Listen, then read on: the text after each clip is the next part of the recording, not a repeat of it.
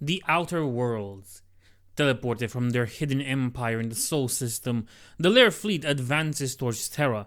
Should it reach the throne world, the billions of chaos-tainted Xenos soldiers it carries will tip the balance definitely into the Dark Prince's favor. Standing in their way are the Solar Fleet and the Watchers of the 17th Legion. And as the two fleets draw near at the system's edge, a baleful psychic hymn continues to emanate from Pluto, turning all who hear its siren call into pawns of the exalted Keeper of Secrets, Zahariel. Out here, in the cold of void, inconceivable distances away from Holy Terra, the fate of the Angel War will be decided.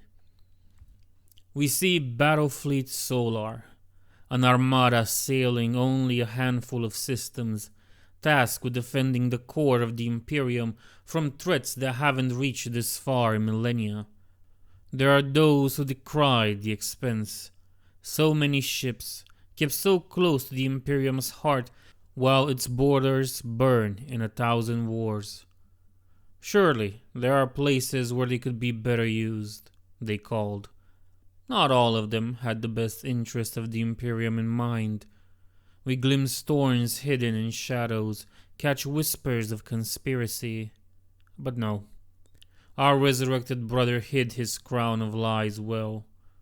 We see the Lord High Admiral of the Imperial Navy, sitting on and in his throne, watching the void burn through 1,000 mechanized eyes. We hear the grinding of the cogs in his mind, reducing every soul under his command to variables, every ship to numbers as he calculates war of a kind the human brain was never designed for. We see the trail of death he has left in his wake as he rose to his office. The uncountable battles waged over decades, slowly eroding his ability to see people as anything but assets or obstacles. We look upon his soul, ground down by duty, and we understand another reason why Father created us. He wanted to spare his people from having to do this to themselves in the Imperium's service. We see the Watchers, defenders and diplomats, arbiters of disputes and advocates of truth. Oh, brother, how proud of your sons you would be. 10,000 years, yet still they cling to the ideals of our youth. Still they honor their oaths. Still they refuse to give in to the pressure that has twisted the Imperium of old. We see the fleet of the Lair Empire, its terrible might revealed to us at light's end. We see the souls of their living ships, different from their pilots only in scale, not in kind. They grew in the skies of their hidden empire, leviathans of the void created for this singular war, and at the center, attended by them all like a queen by her court, we see the hallowed moon where the Third Legion died. We see the billions of Lair that crawl within, waiting for their turn to be taken by the eldritch light that burns in the pit, to be transported to the war on Terra, the war for which their entire species was reshaped by the goddess they worship with such hateful fate. They might tip the scale and doom everything, if they reach the throne world. But they are not the only threat that comes from the void. We hear the song defiled, the first message of humanity to the stars, so full of hope, of promise, so naive, so ignorant. They took that innocence and defiled it. They stole the voice and used it to sing the melody of ruin. There will be a reckoning for that. Do you hear us, you old monsters? There will be a reckoning. Such desecration cannot, should not, must not be forgiven. We see Pluto. The song! The song! The song! It burns black. Silence the hallowing melody. Shut down the unholy signal. Destroy the underworld. Kill the daughter of the deeps. Slay Zahariel. I am Zahariel, she whose melody shall drown your souls into the abyss. Come to me, Children of man, I shall welcome you all into my embrace. Under the direct command of Lord High Admiral Patroclus Agrippa, Battlefleet Solar gathered its might to confront the approaching Lair Armada. From his flagship, the recently refitted Emperor-class battleship Excelsis Cruror, the High Lord had imposed his will upon the anarchy reigning in the Sol System's void and mustered all Imperial assets available under his direct authority. Lord High Admiral Patroclus Agrippa, the Liberator of Kos. In the Imperium, the ascension of a High Lord is never a quiet affair, and only rarely one that occurs without bloodshed. In the Emperor's silence and the absence of the Primarchs, it is the 12 who chart the course of the galaxy-spanning empire of mankind, each holding authority over trillions and influence over every single human in the Milky Way. The intrigue that takes place at such high levels of power is more bloody and terrible than most wars, and the casualties only slightly lesser. But even so, for one of the 12, Patroclus Agrippa's claiming of the office of Lord High Admiral distinguishes itself. At merely 130 years old by the time of his ascension, Agrippa was the youngest High Lord in millennia, barely qualifying as an adult by the cutthroat standards of the Imperial Court's highest circles. In the year 964 of the 31st millennium, Agrippa's predecessor, Merlanda Peret, took Battlefleet Solar to war. A rebellion had erupted in the Segmentum Solar, within the system of Kos, which was only 2 warp jumps away from Sol. At the time, the political situation in Sol was growing more and more unstable as news of the various threats arising across the galaxy arrived, and a rebellion so close to Holy Terra was both an affront to the God Emperor and an opportunity for the High Lords to reassert their control over the Imperium with a crushing victory. To that end, 2/3 of Battlefleet Solar, along with an inquisitorial presence to investigate the cause of the rebellion, and over 20 million Astra Militarum soldiers were dispatched to reclaim Kos. On the way there, at the fortress system of Vorlis, the Armada was reinforced by several World Eater companies which had come to the system for resupplying. These legionnaires were led by Captain Arkan, who would later become Legion Master of the 12th. Lady High Admiral Peret was reluctant to share the glory of the coming campaign with the Space Marines, but had no reasonable excuse to refuse them and welcome them in the reclamation fleet. During the crossing from Vorlisi to Kos, the fleet was caught in violent warp tides and emerged from the Imperium in disarray, only to be immediately struck by a coordinated ambush by renegade forces. The precision of this attack couldn't have been achieved without having known exactly where the Imperial ships would arrive, which meant that the rebels were involved in the perturbations in the warp. This was no mere insurrection, realized the Imperial commanders, but true heresy. The Excelsis Cruror, Peret's flagship, was the primary target of the ambush. Merelda Peret perished in the attack on the bridge right after the battleships emerged from the Sea of Souls, slain before she could give a single command. The rest of the command structure was gutted, both in similar attacks and assassinations and acts of sabotage, some of which had been planned by the rebels, others by technically loyal officers of the Navy seeking to take advantage of the war to remove rivals. The true scope of Kos's treachery and corruption was discovered as no less than a tetrarch of the 13th Legion, one of the 4 demon princes said to be the thrall of the arch-traitor Gulliman's damned spirit, revealed his presence on the rebellious world. For decades, the nameless demon prince had orchestrated Kos's rebellion, directing the secretive sect of heretics called the Spiniam Coronam, or Crown of Thorns, in order to deal with the Imperial Navy a crippling blow that it wouldn't be able to recover from before the appointed hour of his liege lord's resurrection at Macrogh. Demonic incursions began across the surface of Kos, summoned by the Tetrarch's power. Regiments that had raised the banner of rebellion claiming to fight the corruption and weakness of the High Lords were unveiled as Chaos Cultists, following the example of their infernal patrons as they turned on the population. Meanwhile, the Imperial fleet was in disarray, caught in the rebels' trap and seemingly about to be destroyed by a force that was less than 10 times its size. Then Admiral Agrippa took command of his battle group, before making contact with other like-minded officers and enforcing his authority over the fleet. Ships who refused his command, some of which were captained by officers decades his senior, were overthrown in mutinies led by junior officers. After witnessing the utter disgrace that had accompanied the ambush, Agrippa was completely and utterly done with the politicking games of high command, a feeling echoed by many in Battlefleet Solar. Through his ruthless assumption of command, which his rivals will call usurpation in the decades to come, Agrippa was able to turn the tide of the Void War, crushing the rebel fleet before delivering the might of the Imperial Guard and World Eaters to Kos. There, a brutal war was fought, culminating in a duel between the Tetrarch and Archon, ending in the latter's victory and the Demon Prince's banishment. Though the duty of delivering the killing blow had belonged to Archon, the newly titled Lord of Blades proclaimed that the honor of victory belonged to Agrippa, whose actions in the void had permitted the blow to be delivered at all.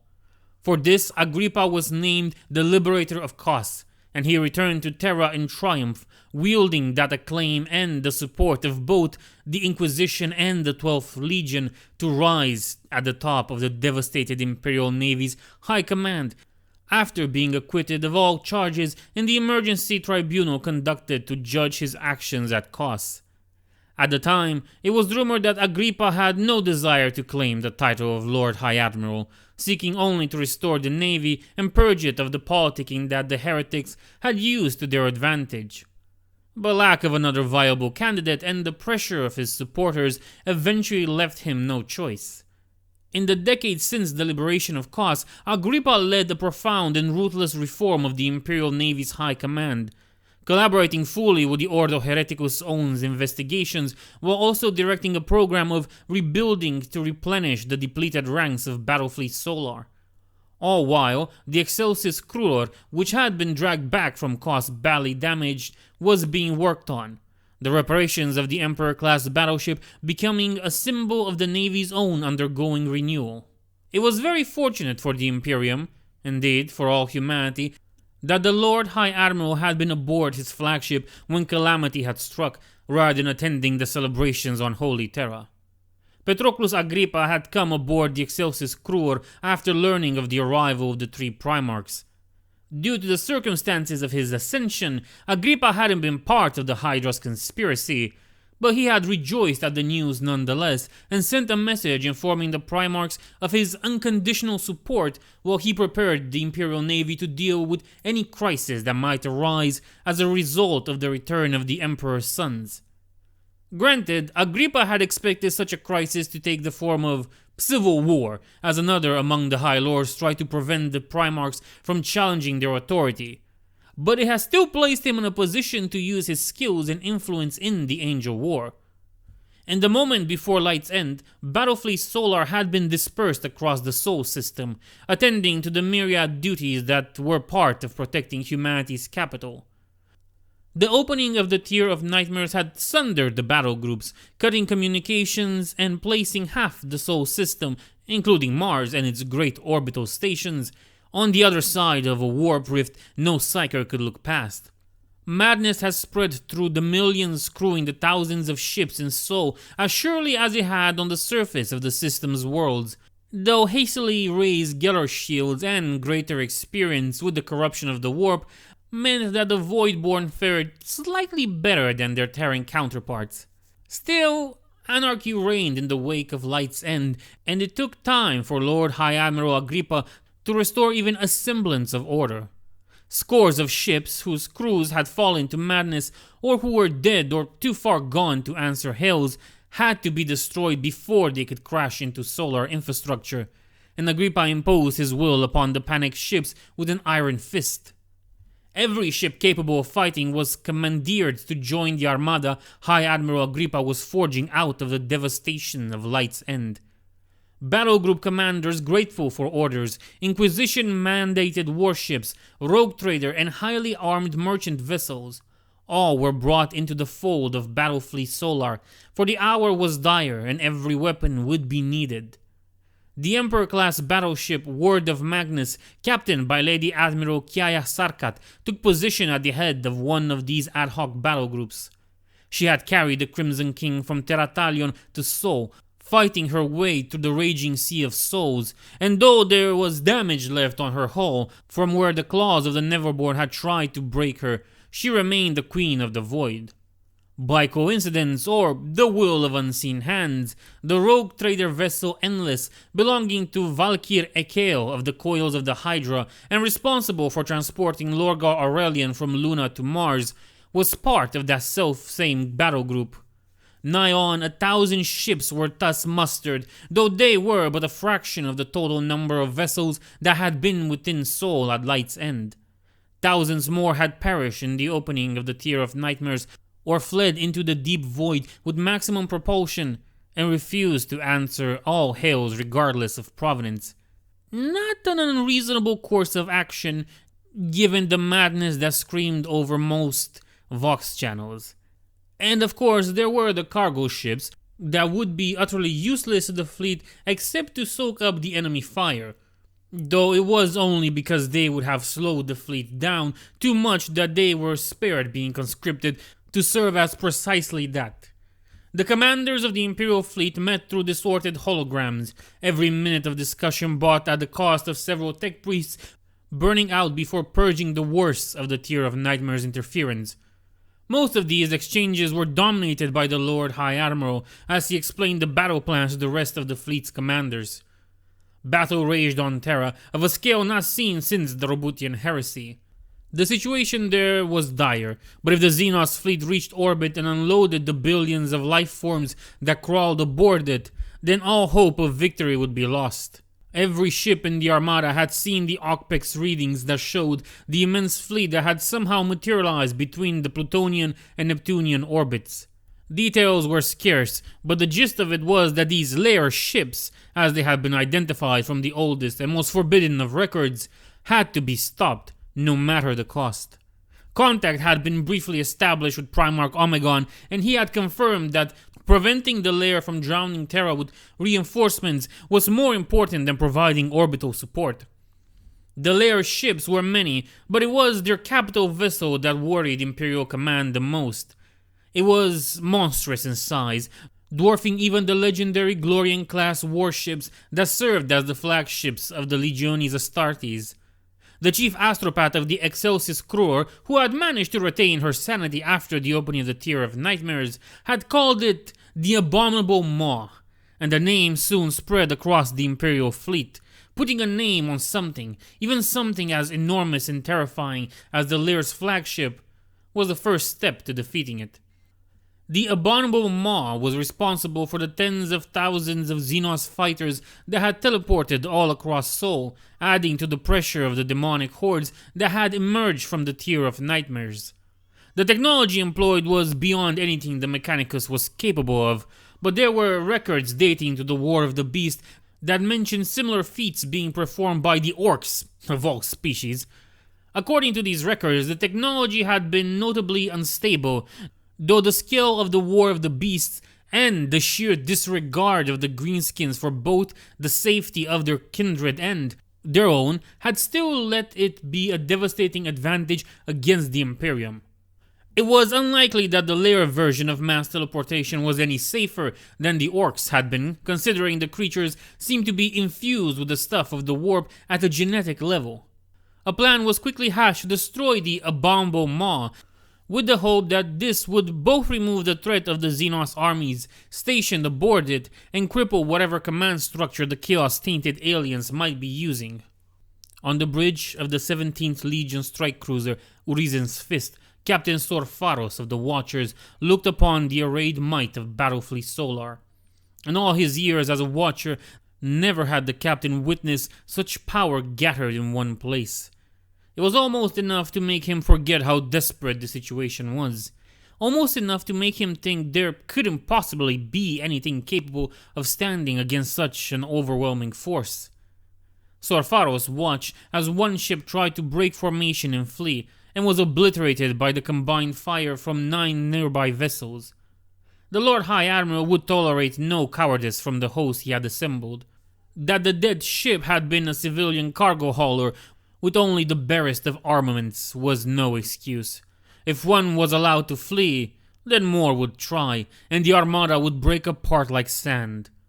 Morale across the entire battle fleet was shaky in the wake of the Emperor's... Sor Faros forced himself to finish the thought. The Emperor's death. If he, a captain of the Word-Bearers, couldn't find the strength to think those words, then how could he hope the rest of the Imperium would be able to survive? As commander of the Watchers, Sor Faros had met with High Lords several times. They were all, to put it bluntly, monsters. Mundane men and women did not rise to such dizzying heights of power, where the fate of trillions of souls hung on every decision. Each and every one of them would have been a tyrant in the distant ages of old Earth, a leader that would have left behind a legacy of broken kingdoms and a rising empire. But within the crucible of the Imperium, they had become much more. Sor Faros genuinely believed that the changes wrought by the transformation of children into legionaries paled in comparison to what the Adepta did to those who would one day head them. Of all the trillions of souls who toiled in the name of the Imperial Navy, Patroclus Agrippa was the one who had become High Lord, the one who had risen to that position of supreme power. Such things did not happen by accident, regardless of the unusual nature of Agrippa's own ascension. The ruthlessness bred by the ferocious competition was an intended feature of the system, for one could not sit among the 12 if one wasn't prepared to make great and terrible decisions, the kind of choices that would shatter the souls of more humane men and women. Decades, centuries even, of duty and intrigue, of responsibilities and consequences, all performed so close to the throne and its burning psychic light. Where did human nature end and the will of the Emperor begin? It was a thought dangerously close to the preaching of the ecclesiarchy, but unlike those priests, and oh, but how Sor Faros wondered what they would make of these latest developments, the captain had never ascribed the power of the Emperor to any divinity on his part. The master of mankind was powerful, yes, immensely so. Even with his body crippled by the arch-traitor Gulliman, he had still guided humanity and the Imperium throughout the ages, reaching out from the Golden Throne to act with the vision of one who saw so much more than any of them could. As the fleet sailed through the warp-torn void, the Astartes vessels remained behind their Imperial Navy counterparts in the safest position of the fleet, though the Tier of Nightmares made a mockery of the notion of safety. It rankled to be held back in such a manner, but they had their orders, and should they disobey, they would be destroyed as surely as the civilian craft had been, legionaries or not. The exotic designs of the Lair's ships made boarding actions unwise. There would be no way of telling what was vitally important from what was decorative. Instead, the Lord High Admiral had ordered all boarding forces to hold, for they would be deployed in full on the abominable maw, tasked with destroying it no matter the cost. Sor Faros understood the reasoning and agreed with it. The Xenos flagship would be all but impossible to destroy by conventional means. Attacking it would be a landing, not a boarding, and there was no question that the casualties would be atrocious.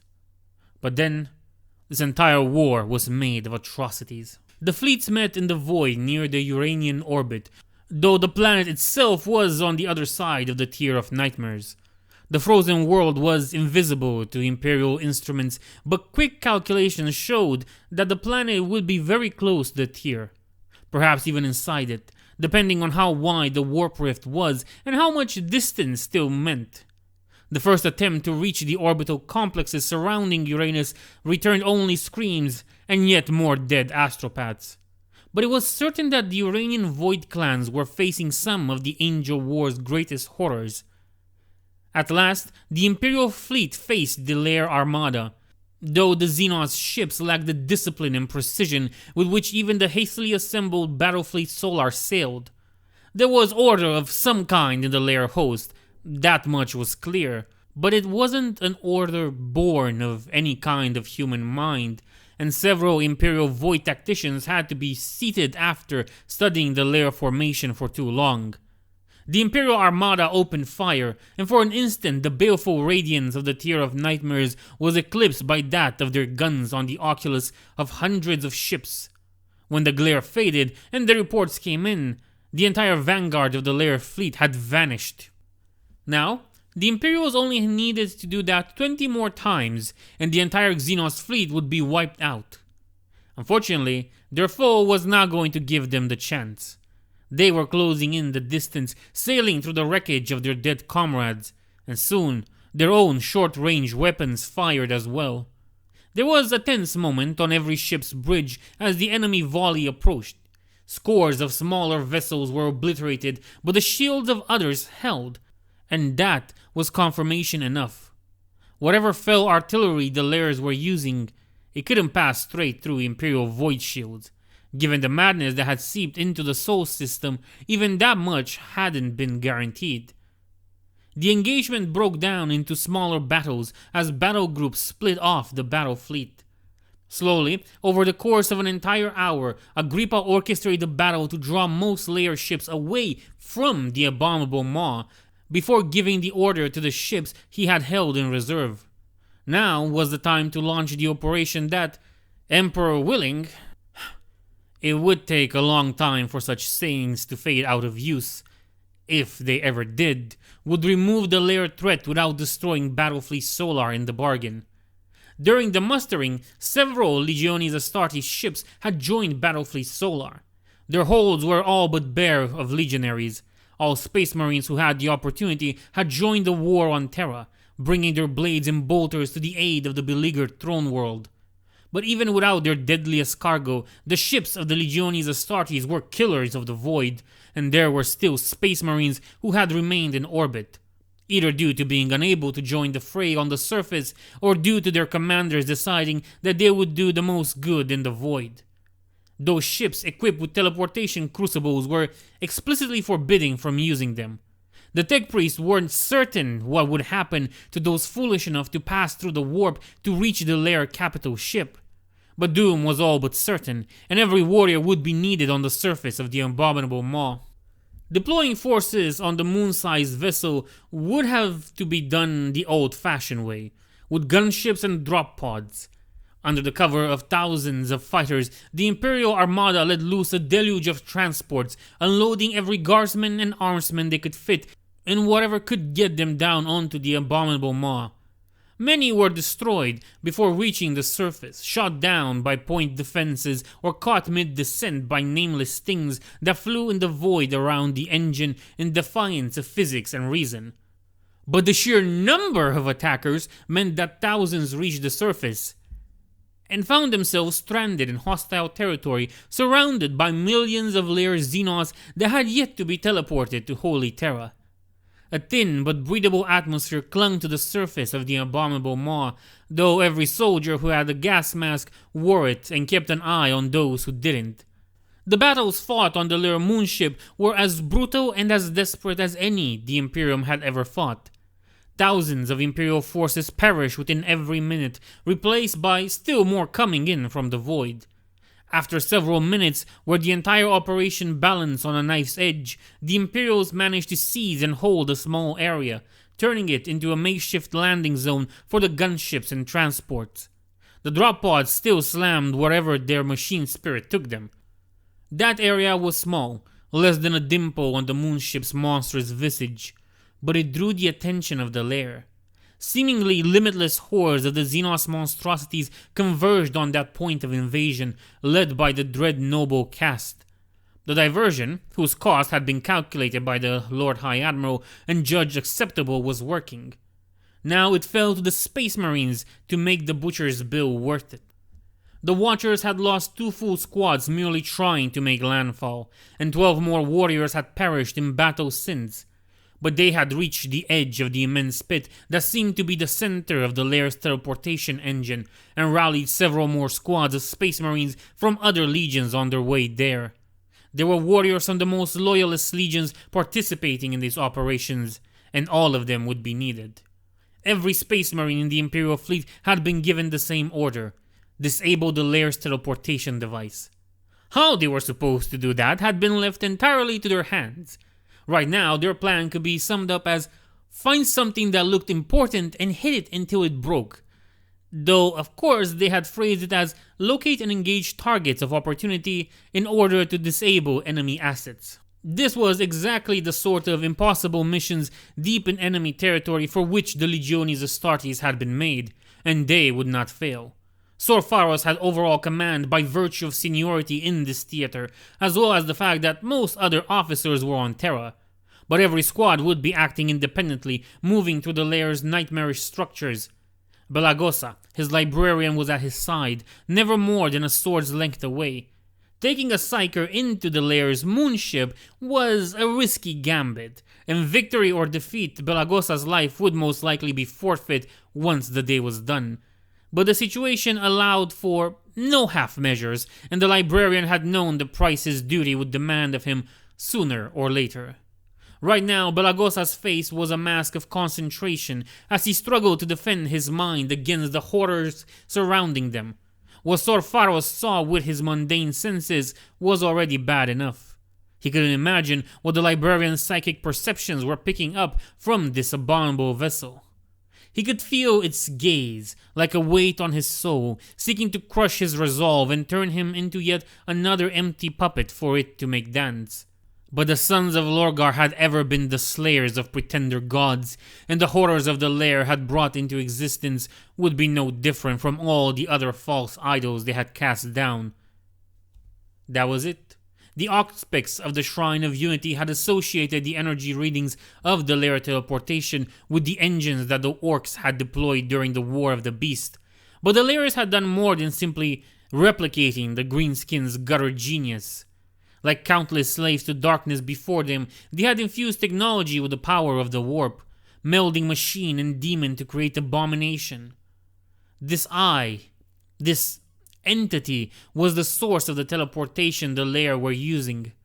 And so, as the Space Marine commander looked at it, it looked back at him, its baleful attention tearing through the psychic protections woven by the librarian and slamming into Sorfaros' soul. It is 1,000 voices and more, screaming at him in hateful unison. Some of the voices are alien, others are hauntingly familiar. These are the voices of the victims whose torment the creature devoured. Lair and Emperor's children alike. This is the chorus of damnation. You are nothing, it sings. You are no one. I will not yield, he thinks. Your master is dead, it whispers. Your Imperium burns. I will not yield, he shouts. The dream of Lorgar is dust, it growls. You fight in defense of a corpse. I will not yield, he roars, and something inside him breaks forever. In that moment, Sorfaros succumbed too, or perhaps embraced the flaw that had haunted his legion for thousands of years. His soul ignited with cold, deepless hate at the evil he beheld. Remorse and regret were burned away, and the captain of the Watcher became an iconoclast marine. With the absolute focus and clarity that came with the Warbearer's peculiar breed of genetic madness, Sorfaros led his forces deeper down the pit and closer to the abomination. For all its power, the creature was still partially of the Materium, having been bred by the Lairs to serve as a conduit between the Materium and their corrupted engines.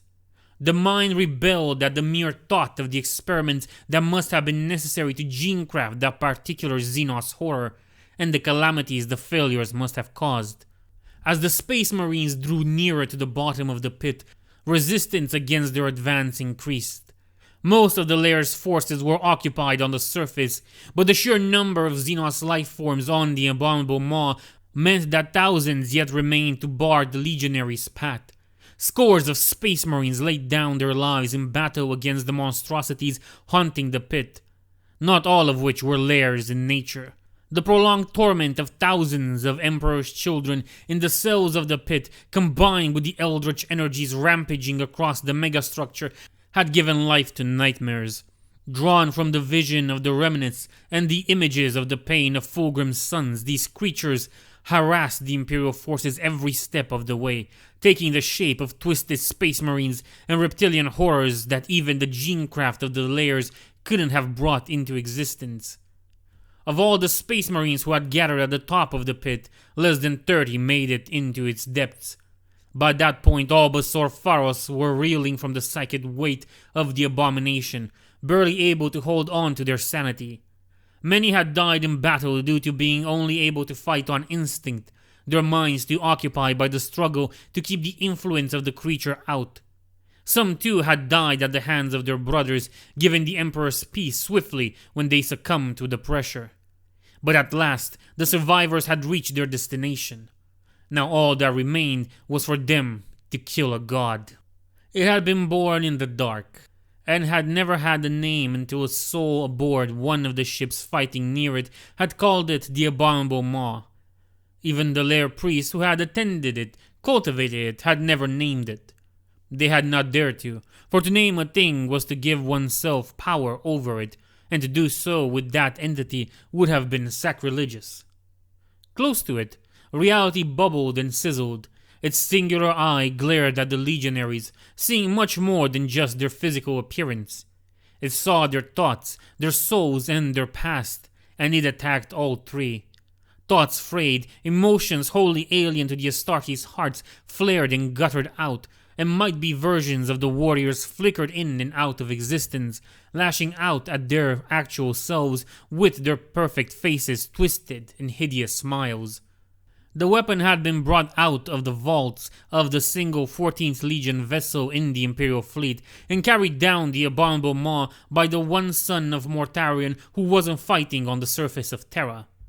That warrior was dead now, having been cut down by a Neverborn with claws shaped out of the horror of a son of Fulgrim in the moment before he had broken and become a Titan one. But every legionary in the task force had been briefed on the weapon's use, which was deceptively simple.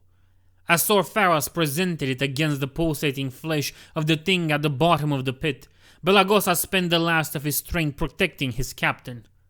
He heard the librarian's scream as his skull ignited with purple fire, but didn't turn back or react to it in any way. Brotherhood, that pillar of the soul of a space marine, was a distant and faded thing in the iconoclast now. Sorfaros was no expert, but he was fairly certain possession of such a weapon would have drawn the Inquisition's ire even in the hands of a space marine. But the Death Guard had ever been the legion most distant from the rest of the Imperium, waging their wars far from sight and against foes their cousins could scarcely imagine. It was an open secret that they had made use of weapons that were forbidden across the Imperium, and few Inquisitors were foolish enough to challenge the methods of the Lord of Death's sons. Employing such a weapon in the Sol system would be another matter entirely, no doubt, if not for the unique circumstances of the Angel War. The Death Guard legionary had called it a woeful clarion. Only 17 had ever existed, and of those only 3 were left, the rest spent in the Death Guard's wars of extermination. In human hands it could only be used once, though the Sons of Mortarion suspected that their original makers had been able to use them at will before their extinction. Outwardly, it was a sphere of adamantium, 40 centimeters wide and inscribed with wording sigils woven of silver. The carrion itself was contained inside the sphere, which protected the weapon's surroundings rather than the weapon itself. Sorfaros had no idea what the woeful carrion actually looked like. All he knew was that the Death Guard had promised it would kill the creature if activated in close proximity. That the activation rune wasn't the obvious red button, but the small barbarous inscription on the other side. And that it was very unlikely any of the Space Marines would survive the weapon's activation. Sorfaros didn't hesitate. No true Space Marine would have, but an iconoclast simply couldn't. The woeful clarion activated and the abominable maw screamed. A death that had waited for millions of years was released from the cage in which it had been bound. It poured into the largest life form nearby, and for all its eldritch nature, the thing in the pit was still, at its core, built upon the layer genetic code that a clone of Fabio's bio had resurrected thousands of years ago. Corrupted and steeped in the power of chaos as it was still a living thing, and that meant the woeful Clarion could kill it. The unsealed death sank into the abominable maw, draining the Clarion completely, leaving the surviving Space Marines miraculously spared. It screamed as it died, sensing its doom complete and utter incomprehension. And from that, the Space Marines were not spared. Sorfaros saw Belagosa, the only librarian who had made it this far, simply come apart, his own psychic power unmaking his existence as he heard the monster's screams. All Sorfaros thought at the sight was that he wouldn't have to use a bolt shield to kill the Psyker himself. Shielded by his hatred, Sorfaros alone of the Space Marines survived the death scream of the entity. But even the iconoclast didn't escape unscathed, his very soul scoured by the unleashed psychic energy. What made it out of the pit might have Sorfaros' body and even most of his soul, but his mind was forever marked, the patterns of hate and ruthlessness permanently seared into him. With the death of its controlling intelligence, the Inferno engine began to overload. The energies it drew from the Imperium began to pour forth uncontrolled, while the dying spasms of the entity sent conflicting orders across the demonic machine. Arcs of power the size of continents leapt from the abominable maw, drawn to the lesser teleport beacons aboard the Lair's ships that had enabled the fleet's mass teleportation from the hidden Lair Empire to the Sol system. On the desolate surface of the moonship, Sorfaros found a gunship belonging to the 20th Legion. Pushing aside the body of its pilot, he turned the engines on and left, sending word of his return and the events that had unfolded ahead. Meanwhile, the entire Imperial Armada was in retreat, putting as much distance as it could between its vessels and the rampaging energies of the abominable maw. Almost as soon as the gunship landed into the bay of Urizen's Fist, the abominable maw detonated. Imperial terminology lacks the word to describe what happened next. At least, not without using terms and concepts whose knowledge is forbidden by the Inquisition's less-known divisions. A moment of time was simply lost, cut out of the flow of the universe. 1 second, the Lair fleet was there. The next, it wasn't. And the corpse of the abominable maw floated in the void, falling into smaller pieces as its megastructure began to give way. Well, what do we have here? A mortal soul burned with the kindled spark of immortal rage? Slowly, over the course of several hours, Agrippa reassembled the battle fleet. There weren't as many executions this time, though few of the conscripted civilian ships had to be destroyed when they thought to use the confusion to escape into deep void. The Lair threat to Holy Terra had been dealt with, though the tech priests and psychers alike warned that not all the Xenos had perished in the uncontrolled teleportation flare. Entire flotillas worth of alien vessels had been displaced to unknown positions, and given the potencies of the energies unleashed, they could be anywhere in the entire galaxy. The underworld is mine. It was given to me by the one who holds authority over it through right of conquest. You shall not reclaim my kingdom from me. This, however, would be a problem for another day. One the Lord High Admiral would face gladly, since it meant the Imperium had survived the Angel War. For now, there remained another threat that only Battlefleet Solar could stop. On the far end of the Sol system, the planetoid men had called Pluto for tens of thousands of years had become the lair of a demon of unimaginable power, whose corrupting influence was spreading farther into Sol with every passing moment.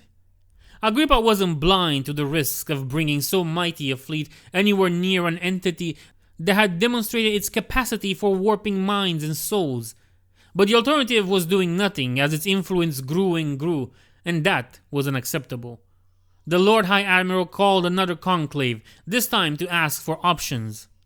None presented were satisfactory until Sorfaros, who had remained silent as the grave throughout the proceedings, spoke. If Pluto is the seat of this threat, then Pluto must be destroyed. Sorpharos addressing the leadership of Battlefleet Solar during the Angel War. War and conquest, oppression and genocide. Your empire feeds us with every choice it makes. The iconoclast words were followed by great outcry. His proposition was heresy. So was the system of humanity's birth, every stone within it sacred. Pluto's population was already lost, of that there was no question, but the planetoid could be reclaimed in time. Just as countless worlds had been purged and sanctified anew across the Imperium after being subjected to demonic taint. More practical objections were also raised. The gravitic ballot of any solar system was a complicated mess, as every object pulled at the others to establish cycles that might take centuries or millennia to complete. Destroying Pluto would impact these cycles in a way that no one could predict, not when the laws of physics and soul were already being made the plaything of the ruinous powers. Once, humanity had possessed the means to correct such changes, but that technology had been lost long ago, which was probably for the best, given the few surviving records that spoke of how it had been used in times of war. In the end, pragmatism won out. Whatever impact destroying Pluto would have would take years to manifest at the very least, while letting the corruption linger would doom all of Sol, and with it, all of the Imperium in weeks. And in the wake of the Emperor's death, the heresy inherent in destroying Pluto felt like a minor concern, easily ignored. With the decision made, next came the choice of method. The Imperium had many ways of destroying worlds, and the armories of Battlefleet Solar and its auxiliaries held all but a few of the more esoteric ones. This time, it was Agrippa who cut the discussion short. They didn't know what the demonic entity on Pluto was capable of, so they would use everything at their disposal and crack Pluto apart like an egg with the full might of Battlefleet Solar from as far away as possible. By that point, time meant less on Pluto than it did across the rest of the warp-torn system. The planet lay at one end of the tier of nightmares, serving as one of its anchors as it bled the Sea of Souls into the Materium. Pluto had become a demon world, suborned to Zahariel's will. The people of Pluto who hadn't been sacrificed or torn apart in frenzied celebration had been transformed by their proximity to Zahariel, their flesh warped until it resembled the greater demon's memories of the corrupt Eldars whose vices had brought it into existence. The same transformation was affecting the unfortunate souls crewing the ships caught in the Song of the Deep, though distance from their overlord slowed the process to an agonizing crawl, and many of them were also fused to the metal of their ships, becoming living components of the vessel's shifting forms. Zahariel knew the plan of the Imperials to kill it. It could sense their desperate hope, their fear and their anger rippling through the raging sea of souls, and it was old and cunning enough to understand them. Its song shifted, burning new orders into the blasted minds of its thralls aboard the ships he had claimed. Other things heeded its command too, old and nameless things that had emerged from the tier of nightmares drawn by the Song of the Deep. Things of bone and sinew that stretched for kilometers, things born of ancient cruelties, the primordial reflections of a species' first steps towards absolute decadence. No two of them were identical or even remotely similar, for each was the incarnation, the sins of a different Eldar world. In the eyes of the Imperium, all of them were classified as demon ships, and they joined the horde of ships Zahariel gathered in his defenses. More continued to appear, a procession of fresh horrors added to the madness of the Angel War. Agrippa's chief astropath, the one who had named the abominable maw, started screaming, screeching about the voices each of these new arrivals brought to the chorus of Zahariel's song. She took a bolt shell to the back of the skull before she could threaten the Excelsus Cruror, but her torment did not end with her death. By that point, every ship in the Imperial's fleet had raised its Geller field back up, and preachers were on every deck, leading the crews in prayer even as they worked. News of the Emperor's dread had spread even there. Every soul in Sol had felt the passing of the Master of Mankind in some deep, unfathomable way. But so had the tales of living saints rising on Holy Terra to fight against the abominations.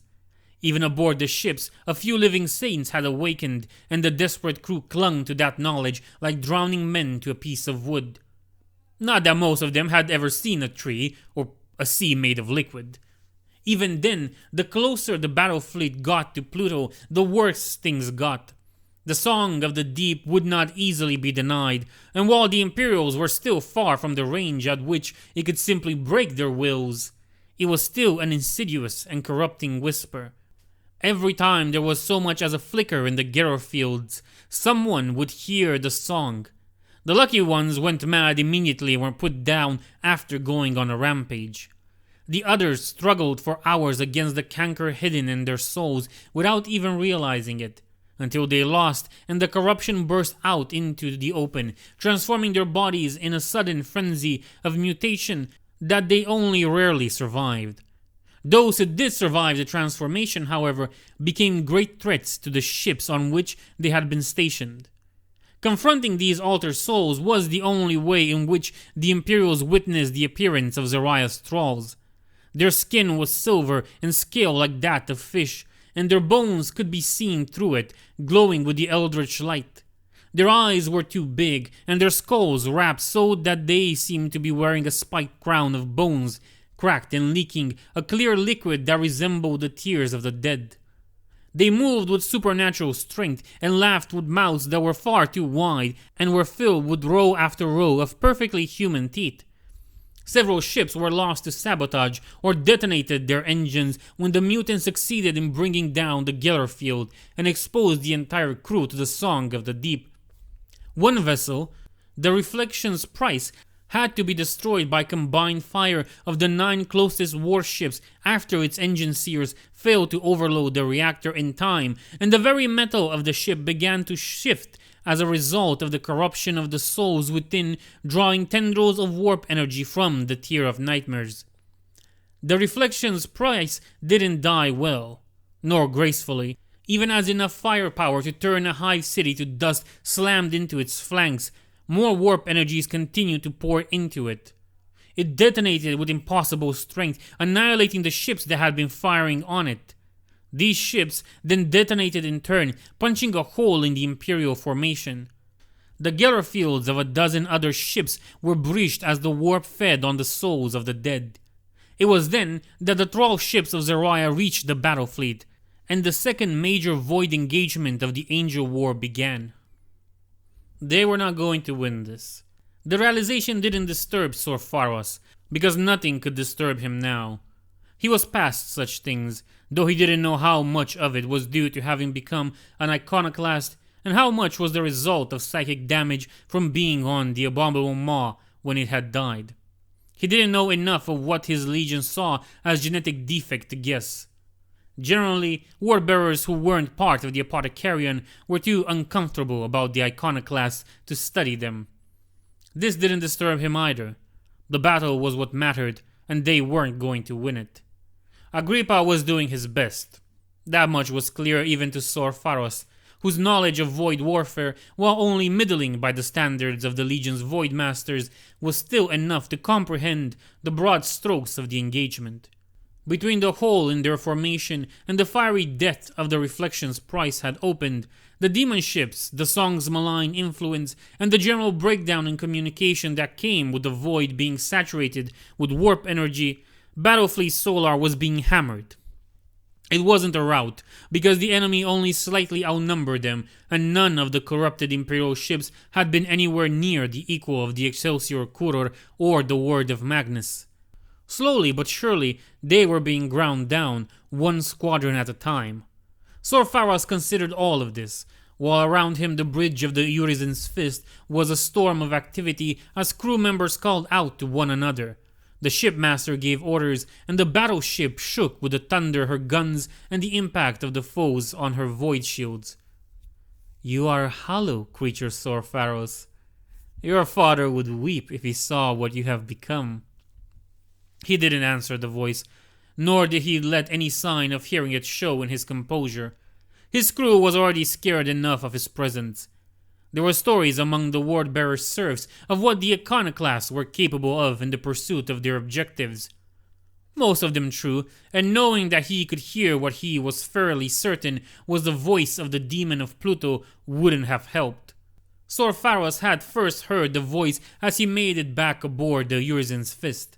He had considered killing himself before he could use him against the Imperium, but had decided against it. The link that had formed during the destruction of the abominable maw didn't seem to enable it to do anything more than speak to him, though that was probably because of the damage to his soul. He had calculated the odds that the demon might let slip something of use, balanced them against the damage he might cause if he were corrupted and the odds of that happening, and came to the conclusion that, given the circumstances of the Angel War, this was an acceptable risk. The demon called itself Zahariel, the Song of the Deep, Greater Demon of Slaanesh, along with a plethora of self-aggrandizing titles. It was powerful, that much couldn't be denied, not when it had remade an entire world and enslaved billions to its malevolent will. But the power was no mark of worthiness. This all word-bearers had known since Aurelian had cast down an entire false fate out of sheer outrage at its corruption. Sorfaros felt no awe towards Zahariel, only hatred for its crimes against humanity, and he could tell that it enraged the demon. The Song of the Deep wasn't used to being disdained like this. Your fleet burns, your hope falters, in life or death, all would join my course. The iconoclast, he wasn't the captain anymore, and wouldn't have been even if any of the other Watchers had survived. There were regulations against any of those who embraced Lorgar's fury holding command, kept his gaze on the battle. He watched it all with cold eyes, absorbing the data and letting his subconscious parse it all in search of something. There. Oxpex, he called out. Quadrant 6-4, what is that? The officer flinched at his voice before magnifying the image. There was nothing there that machine or man could see, but Sorfaros' mind had detected something, a patter amidst the static that... The mortal gasped in awe, a sound echoed by the rest of the bridge crew as what had drawn the attention of the last Watcher suddenly became visible to all. Where before there had been only the blur of static and impossible warp spawn Oxpex returns, now there was a ship, appearing seemingly out of nothingness, high above the engagement on the solar plane. The ship was huge, almost 20 kilometers in length, and of a pattern from which only a handful of vessels had ever been built, and fewer still remained. Sorfaros recognized the class, if not the ship herself. For a moment he wondered if perhaps this might be the pride of the Emperor, returned from her disappearance at Xenos' hands to save Sol as she had once before. There would be a symmetry to that, he thought, that might be enough to twist the hand of fate. Then the first Vox transmission came through. Battlefleet Solar, this is the Alpha Legion flagship Beta. For the Emperor, we stand with you. The arrival of the Beta turned the tide of the Void battle. The ancient flagship of the Alpha Legion, shrouded in mystery long before Gulliman rebelled against the Emperor, was a ship with few equals left in the galaxy. Since the Heresy, she had fought wars most of the Imperium had never known needed to be fought, and over the ages her masters had spent enough resources in maintaining her to bankrupt the sector. In the years before Light's End, Omegon had pulled the Beta from her duties and recalled her to Sol as part of the preparations for the Emperor's ascension. She hadn't been included in the Democles protocol, but her shipmaster had received a transmission of the Primarch from the Tower of Hegemon. The Gloriana-class battleship had been positioned deep in the void, hidden within one of the countless space stations across Sol, which had been taken over by the Alpha Legion a few centuries prior and turned into what amounted to a hive-sized hangar capable of concealing her.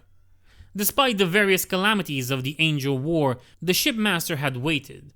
A veteran of many void battles, he was all too aware of the importance of timing. The position of the Beta prevented her from joining the fray against the Lair fleet, but she had been uniquely placed to intervene in the fight against Zahariel's Thrall ships. The Beta had run through the void using the bare minimum of power, hiding her presence through devices that the Alpha Legion had received from their Eldar allies at the dawn of the unremembered war. A single ship, even one as powerful as a Gloriana class, could hardly turn the tide alone. The Beta had enough mortal crew to operate at full capacity, but only a minimal Astarte presence, preventing her from performing boarding actions. Not that the nature of the enemy fleet lent itself to that venue of attack. But her appearance allowed Agrippa to solidify his control of the battle fleet, as shaking morale was reinforced by the sight of a legend of the Imperium's distant past return to aid them in their hour of need. The Beta engaged the demon ship, taking some pressure off the battle fleet, which the Lord High Admiral used to launch a counterattack.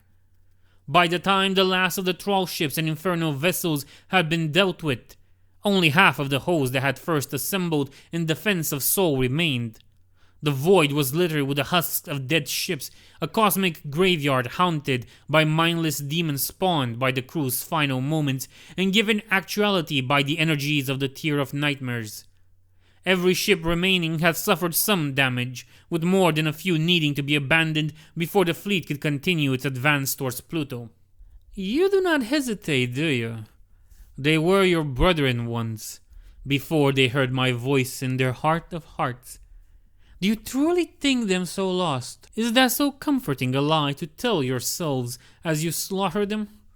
Because it is a lie, Sor Pharos. No matter what I do to them, no matter how I bless or curse them, they are still your kin.